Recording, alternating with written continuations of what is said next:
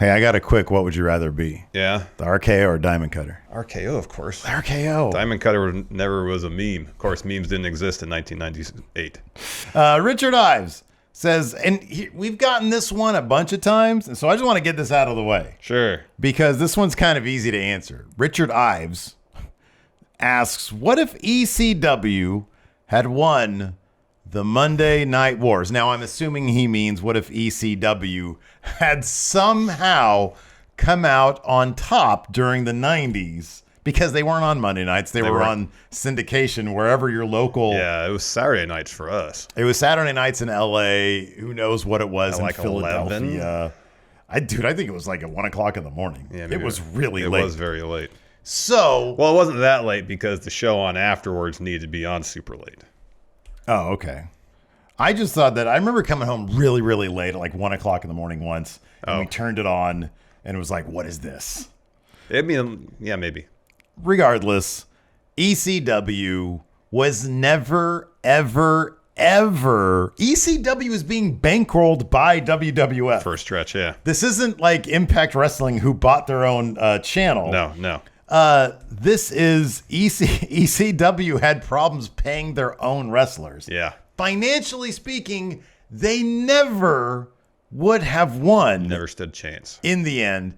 And number two, and this I guess could be like a hot take, ECW, in my opinion, was never going to succeed on a national big time level. In order to do that, you need cable television. And the time they went to cable television, it was an absolute disaster. It was. I don't think even the booking philosophy of Paul Heyman would have had to have dialed back his booking philosophy like a lot. And then it would have stopped being ECW. That's why ECW and WWE never worked, because it just wasn't the same thing. It didn't have the spirit of the original ECW, but is that spirit something that you can market on a mainstream national level? Probably not. Probably not. Like, I mean, AEW sort of the whole change the world thing. AEW has kind of been like, hey, we're the alternative to this boring shit over here. Yeah. And people were really into that. And so maybe they could have had something like that. But you're also talking about the Attitude Era. Yeah, no. And when WCW in 98 were at their peak, and WWF at their peak in 98, like you're not going to be the alternative to them. No, especially when WWF is kind of doing ECW light in a lot of regards. Yeah, exactly. Yeah, everybody was just taking from ECW. Exactly. If not their talent, then a lot of their ideas. But then you had WCW and WWF, which had top of the line production values. Yeah. A lot of ECW looked like it was shot on VHS, Yeah. which fit the programming. I think it was, yeah. Fit the programming. It did, yeah. But I think wrestling consumers are by and large used to a certain level of production value that ECW just was not at. Mm-hmm. Yeah. If WWF, if let's say, I don't know, catastrophe happened in the entire like top, brain trust of WWF, somehow, some way, like we're taken out of the picture. Some other entertainment conglomerate would have bought WWF and probably given it over to Jerry Jarrett to book or something like that. You know what I mean? Like, I don't think there's any universe in which ECW came out on top. Like, they were getting fucked over apparently by their own pay-per-view providers. Yep. And because of that, largely, Paul Heyman could not pay his wrestlers. Yep. He ended up owing RVD like $40,000 or something like that. He owed a lot of wrestlers a ton of money. Yeah. So I just don't think there was any situation in any universe that would have happened. No, I don't think so either. All right, so we can get that out of the way. Greer504 says, what if Bret Hart was the third man at the Bash at the Beach, 1996? So that was a rumor for a while that he was one of the leading guys. And in 96, his contract situation was such that was a possibility. It was a possibility, I know. That he could have gone to WCW. I mean, that's one of those questions where I feel like it's a much bigger what if than even can be like conceived of or comprehended. Yeah, if it was Bret Hart, I don't know. Would he have been depressed, Bret Hart? No, we never got depressed. Well, maybe because the going was good in WCW for another year and a half after NWO debuted. After that, it was a pretty sharp decline into a mess. So maybe at a certain point he would have been depressed Bret Hart, but not for the same reasons. Let me ask you this. So Bret Hart and the Clique obviously had their issues from time to time. Yeah. But by and large, like, they seemed to get along okay. Like, I mean, Shawn Michaels, I know he pulled out Shawn Michaels' hair, but, like, you know, Yeah. Diesel and Nash, they had matches. They were fine together. Like, you know, given that we know that Scott Hall and Kevin Nash was putting Eric Bischoff in closets. Yeah. Would Bret Hart had been doing the same thing? Would he had been part of the guys putting Eric Bischoff in a closet? No, I don't think so. Would he have stopped them from doing it? No, I don't think so either. He wasn't about to stop Nails from beating up on Vince McMahon. He seemed pretty amused by that. Yeah. So I don't know. That's like kind of a big one, but I feel like Hulk Hogan was that over-the-top mainstream name that made the NWO. Yeah, I mean, and the fact that he turned heel was such a huge deal because it was a big deal. It was a decade plus of him being top babyface in wrestling. Mr. Augie says, what if Jesse Ventura was able to unionize wrestlers back in the 80s? Would they have changed much of the future, i.e. maybe some major stories over the years due to extra time off or better injury protocols? Or would performers just be paid better today and have a better health plan? Would smaller promotions even exist? Would WCW have gone with the giant bloated roster paying guys to sit at home if they were getting higher salaries? So it still is kind of surprising, but then also not, that there still isn't a wrestler union. Because I think the framework exists by which the world of pro wrestling could probably continue to exist as is, just with a little more protections and some health care for the wrestlers. I'm talking about the Screen Actors Guild. Yeah, sure. Yeah. There's tiers to it in terms of productions. Mm-hmm. You know, if you're a student filmmaker and you want to make a student film with a Screen Actors Guild actor, you can do that and not have to pay the usual day rate. Mm-hmm, yeah. And you think about that model and how it could apply to the world of professional wrestling. It's not exactly a one-to-one, but you could see a path there where it's not like Hogan worried about making less money and then putting an end to it. Yeah. It's not like there's an upper limit to how much money, the top Hollywood stars make. Yeah, right. Yeah. So I don't know what kind of model Jesse Ventura was pitching to wrestlers at the time. Mm-hmm. And if it was anything analogous to Screen Actors Guild or not, don't know. I haven't read into it. But I'm still to this day kind of surprised that nothing has been approached using that model for the world of pro wrestling, because it seems like it could be a decent fit. That being said, if they did unionize, whether it was a Screen Actors Guild type thing or something else, I mean, you like to think there'd be better protections for the wrestlers. Yeah, right.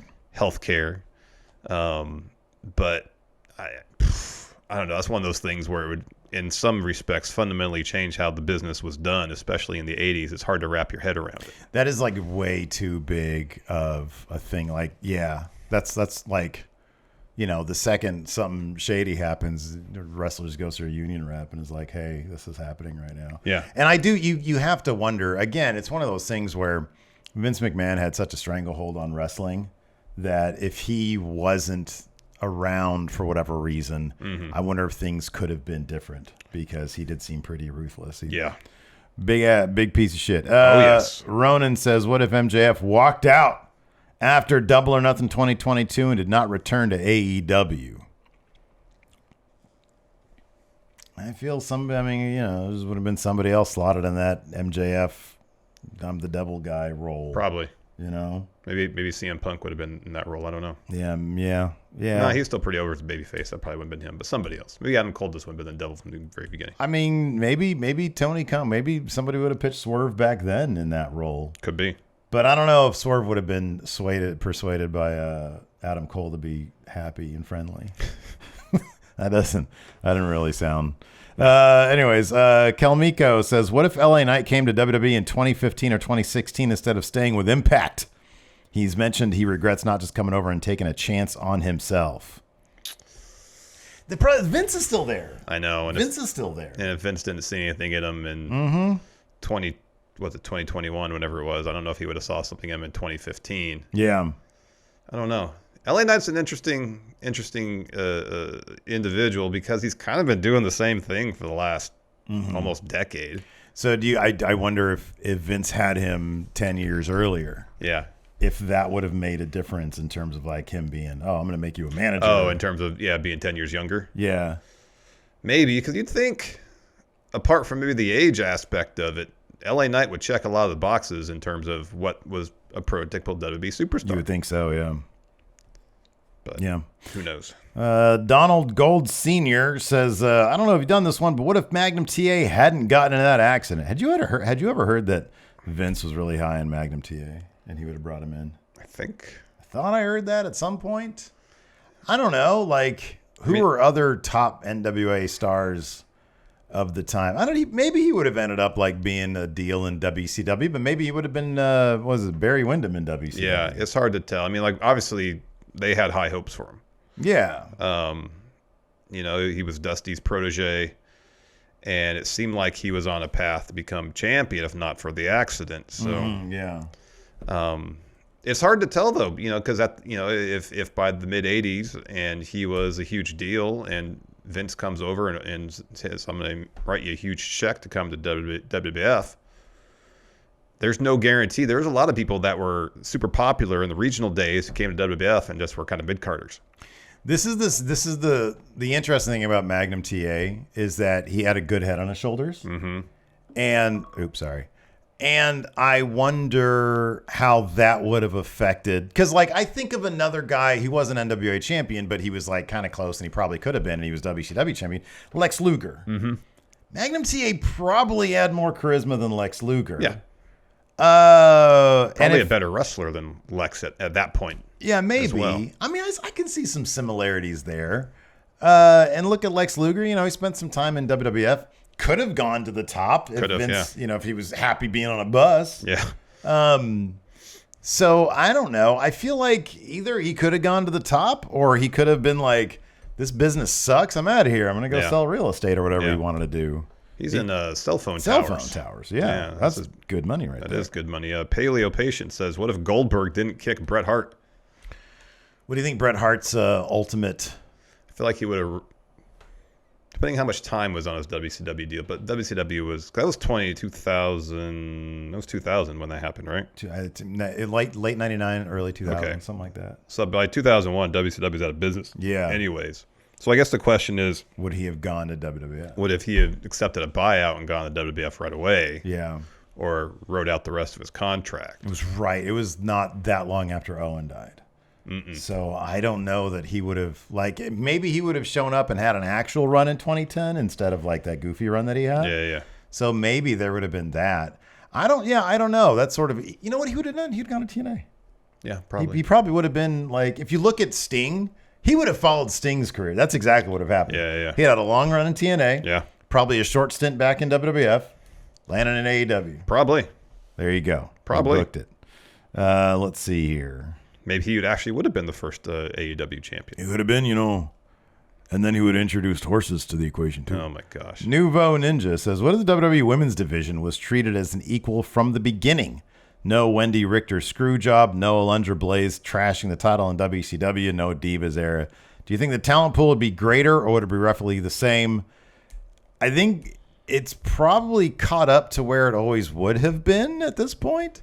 But for all those years, it would have been, I don't know, it would have been a lot better. Yeah, it would have been. It would have been, yeah. Because it's a killer field right now. It really is. But if that level of emphasis was placed on women's wrestling 20, 30, 40 years ago. Yeah, right. I mean, then you're looking at an immense amount of talent on the roster at the level it is now for 20, 30, 40 years. You know what I mean? Yeah. And can you imagine if 20 years ago, 30 years ago, 40 years ago, there's people watching wrestling at home and seeing high quality women's wrestling on their television, be like, that's what I want to do. Yeah, no, yeah.